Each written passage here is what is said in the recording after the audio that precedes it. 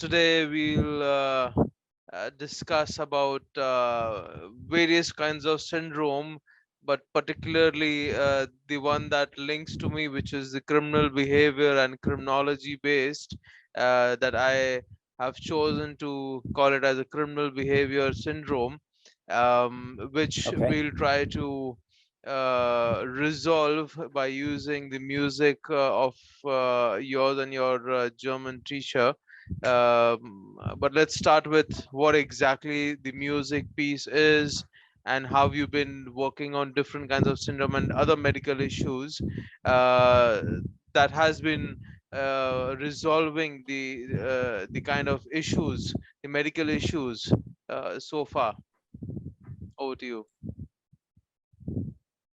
Okay, so let me give you a background. I've spent the last 10 years studying under a German doctor who basically unraveled the biological code. He unraveled things like cancer and in the last 15 years of his life basically worked out a mechanism that drives human behavior within the context of mental health and mental issues. So that would include things like bipolar, schizophrenia, but it also includes things like dementia, autism in children, even Down syndrome in children. He basically spent about 15 years of his life working on these type of issues. In 2008, one of his patients, who was an Italian music professor, her name is Professor Giovanna Conti, was carrying out research on Western classical music. And she observed in Western classical music that when certain composers, the big composers, Mozart, Schubert, those type of composers, when she mapped their music, she observed that the music followed exactly the same pattern as Dr. Hummer's second biological law of his medical discovery called Germanic New Medicine, or Germanisch Heilkunde. And that's basically a process where phase one, where you experience emotional trauma and you go into what he determined or called conflict activity. And in phase two of resolving the conflict and then going into what Dr. Hummer called the healing or repair phase of sickness. What he basically did is, so Professor Giovanna Conti approached him and said, look, many of these composers who have some of the greatest composers in history, when you map their music, it follows exactly the same pattern as those two phases of conflict activity and healing. And so she started doing research on the healing effects potentially of music. So she with Dr. Hummer together, they made two discoveries, and that's two things. Number one, firstly, this music, this Western classical music, basically followed the same biphasic pattern that we go through in conflict activity and conflict resolution and healing. And that biphasic pattern was consistent with what the music that was written was consistent with a concept called the Fibonacci sequence. Now, the Fibonacci sequence basically it's a mathematical equation that is reported to have a godlike perfection in its structure, and it's seen across nature. Whether you see the way the seeds of a sunflower, the way they spiraled, or in the way that you see waves, the way they roll and the way they crash on the sea. So this Fibonacci sequence is seen across nature in many different forms. The second discovery that Professor Giovanna Conti made was that historically music has been tuned at what is described as A equals 432 hertz. Now, our natural hearing frequency basically is 432 hertz. And what happened is in the 1930s, the Rockefeller Foundation carried out research on music frequency and discovered that if you increase frequency of music from 432 hertz, which is our natural hearing frequency, up to 440 hertz, amongst other outcomes, basically what happens is it makes the worker bees more productive, because we're affected by, we're a bundle of energy and we get affected by frequencies. If you go into a rave concert or you go to a heavy metal concert, the frequency of the music going ding ding ding ding gives you energy, right? And so it's the same with any music frequency. So basically, between these two discoveries of music, both the biphasic pattern and the frequency of the music, Dr. Hummer started experimenting with using music for healing. So Dr. Hummer composed a song in 1976 for his wife on their 20th wedding anniversary. So Dr. Hummer gave this song to Professor Conti to examine to see whether it had the same properties as the Mozart and Beethoven and the other composers that had built this biphasic Fibonacci sequence music pattern into their compositions. And Professor Conti confirmed that Dr. Hummer's music was exactly the same as these composers. So she used that song for her entire research on this subject. But Dr. Hummer started experimenting with using his song after Professor Conti confirmed the properties of the music, basically for healing. Now, his discovery on the healing abilities of this music basically were confirmed when a 7-year-old girl, her father had recently bought one of Dr. Hummer's books that had the music in it. This 7-year-old girl had been suffering from bronchitis, severe acute bronchitis for months. And she intuitively picked up this music and she just listened to it day and night. And apparently her parents reported, and they were absolutely astonished, that after 3 days of listening to this music night and day, she walked out of her bedroom in full health with absolutely no problem whatsoever.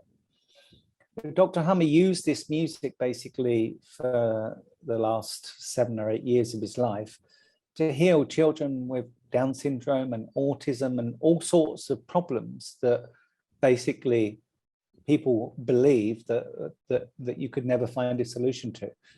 And what basically happens with this music is it downgrades our behaviors are dictated by the emotional traumas that we've been through.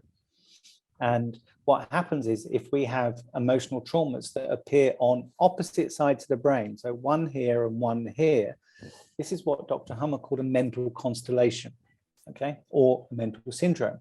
Now, depending on which parts of the brain have been impacted, it will cause Down syndrome, for example, if it hits the hearing centers. It will cause autism if it affects the larynx and the stomach, and the child has what's called a fear-fright conflict. Basically, different parts of the brain cause different mental constellations or syndromes. And what this music does is it downgrades those constellations in order to basically change that behavior. Now, that behavior could be autism in a child who's highly introverted as a result of a fear-fright conflict. It could be Down syndrome in case of a child that's had a double hearing conflict actually during the first trimester of pregnancy, or it could be in dementia with an elderly person, or it could be in schizophrenia or bipolar in somebody that has experienced the conflicts that cause that particular constellation or syndrome. So what this music basically does is it can be used and applied in pretty much any given situation, from my understanding. Great. I mean, that's something which I was quite interested in having an experimentation at my end as well, because when we Okay. conduct the rehabilitation programs, whether it is anti-terrorism or anti-criminal, Yeah. there's always a slight waiting period in the beginning, midway, and in the end, where either we are waiting for something, or there are discussions or arrangements or something or the other that is going around. And that's Yeah. when I thought that that waiting period, rather than keeping it dull and plain, that can always be, the music can always be used at that time, because that sets the tone and the ecosystem out there. And as you've mentioned to me a couple of times, that this music can be played at any time of the day or night, while you're working or wanting to sleep or doing any kind of thing. It's more like a background music, just the way Yeah. background music is being played when you're on the flight, or you're at the hotel or any other Absolutely. organizational setting which Yeah. likes to have music around them.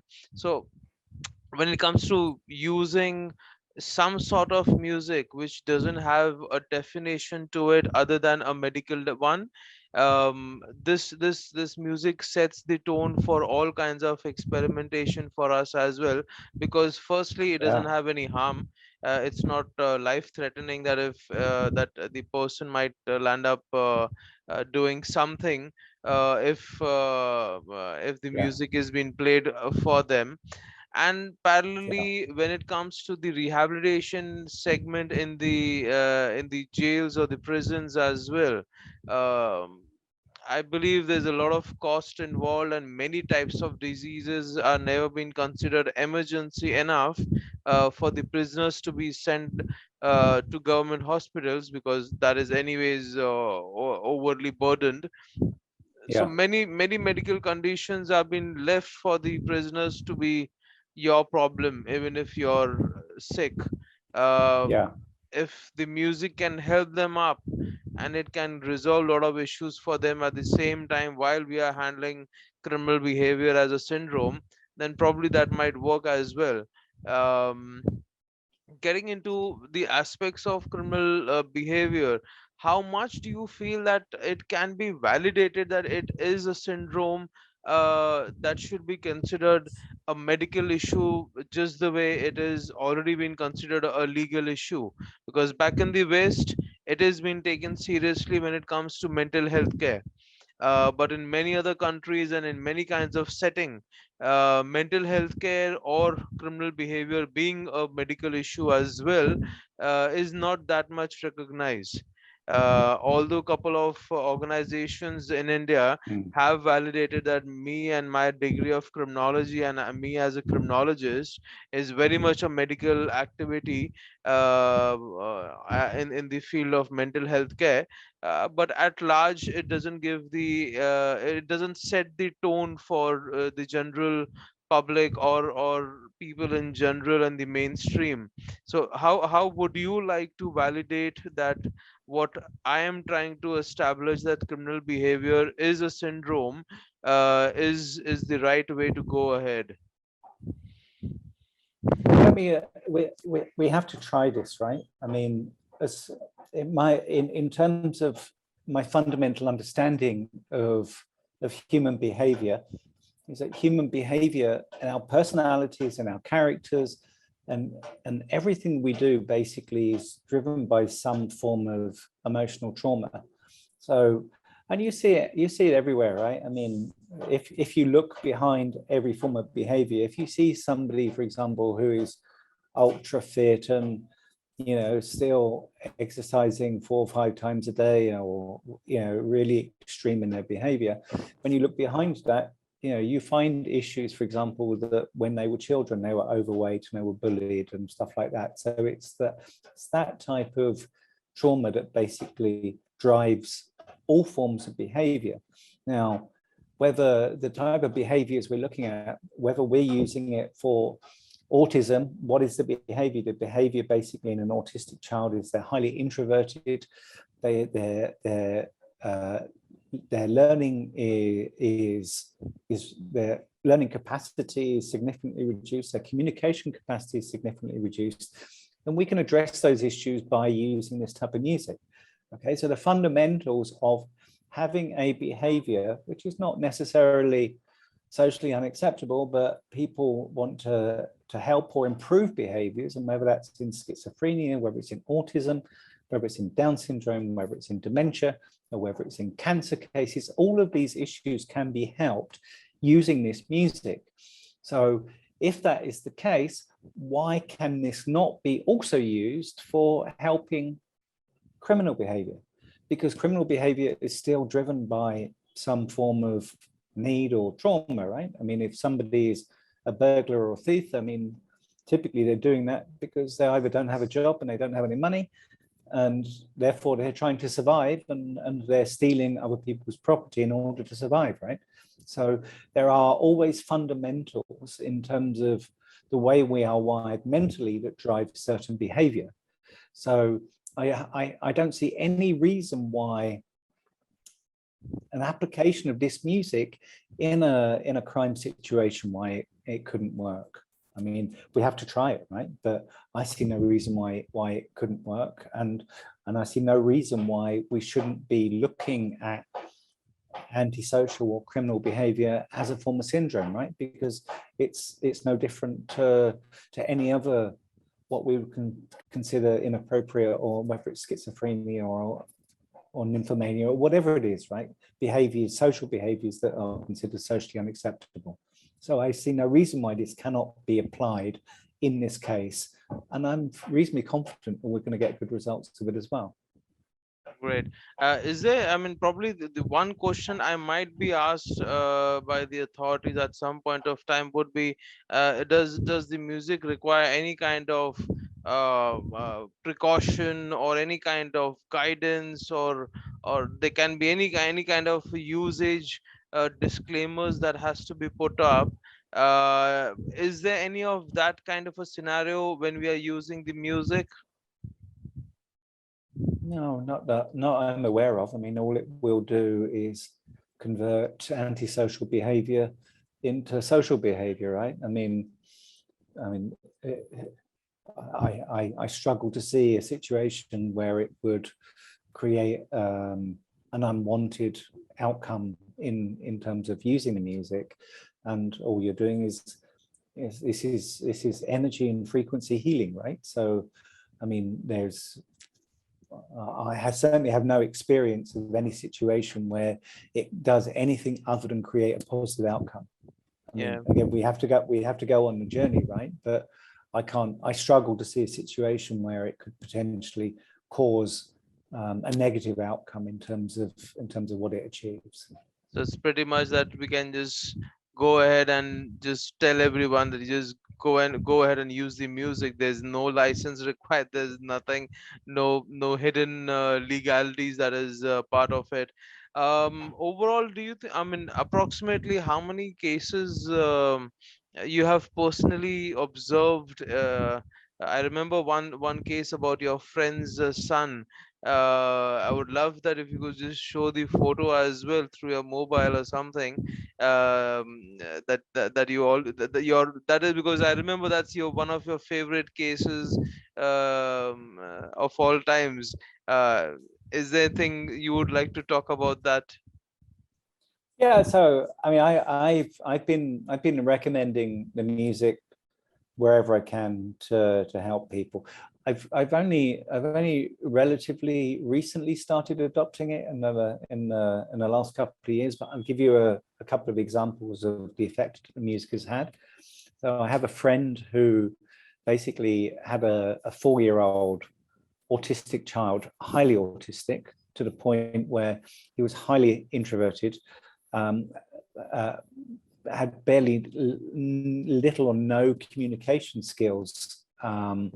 He could barely talk, you know, he was hardly developing, certainly not to the age of a 4-year-old, and was basically considered to be developmentally challenged.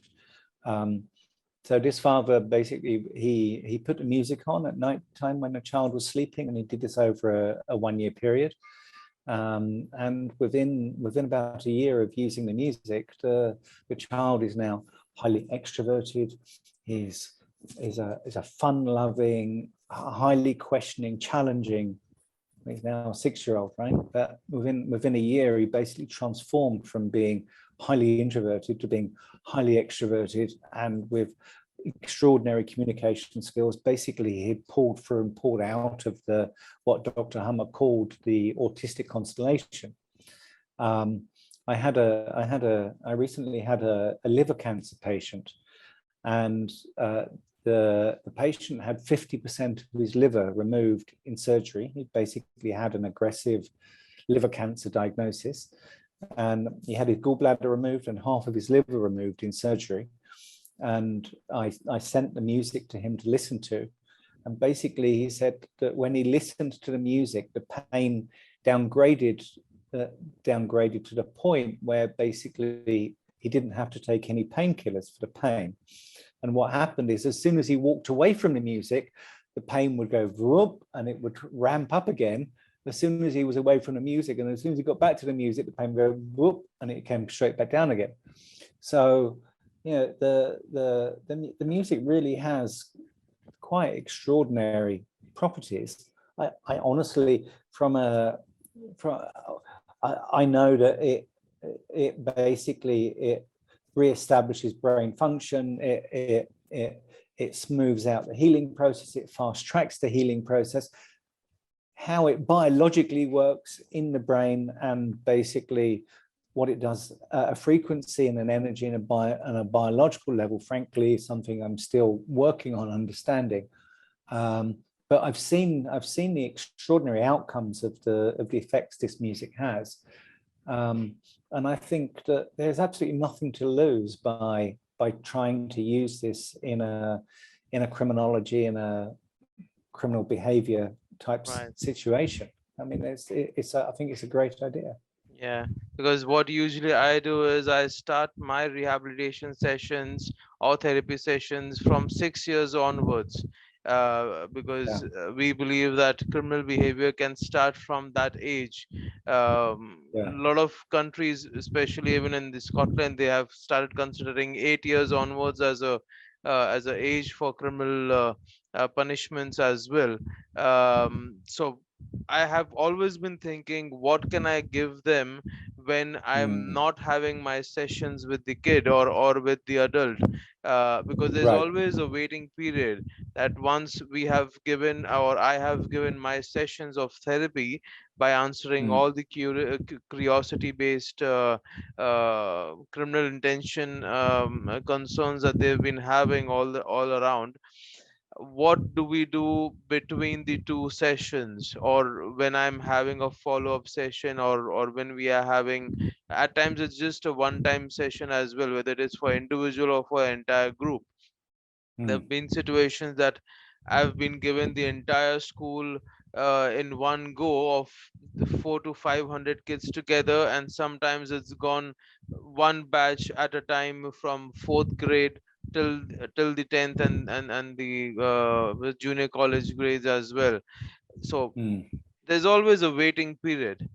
And that's when I thought that while you've had your success with by resolving different kinds of syndromes, I consider this criminal behavior also one of the syndrome. So far, it's been recognized only a legal concern, but at the same time, it being a medical concern, and you validating it, validating the music for resolving many other syndromes, might as well we can try this at our end as well. Absolutely. So let's I mean, if there's any other thoughts at your end, we can get on to that.